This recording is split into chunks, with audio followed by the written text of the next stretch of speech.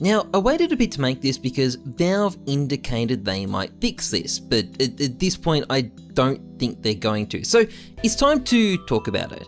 In the last case Valve released, they included a skin called the AWP copyright infringement, the work of a man who appears to be a serial art thief, and despite many people on Twitter delusionally thinking he'd done nothing wrong, within a few days, Valve had changed the skin, adding the duality instead.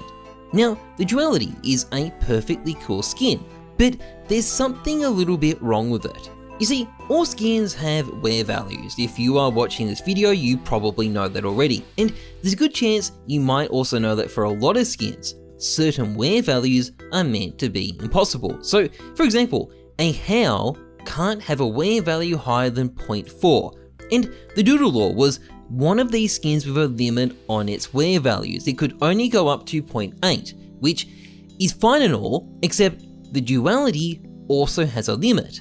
It's limited to 0.7. Now, when Valve replaced the Doodle Law, they converted every single one of it in existence to an AWP duality, including the 202 Doodle Laws out there with a wear value between 0.7 and 0.8. And what happened to their wear values?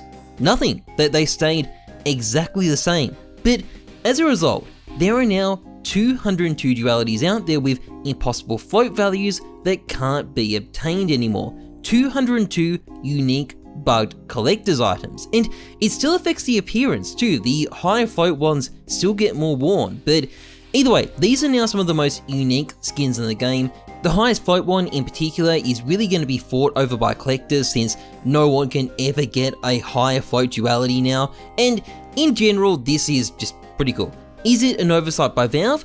Definitely, but it makes skins as a whole just a little bit more interesting.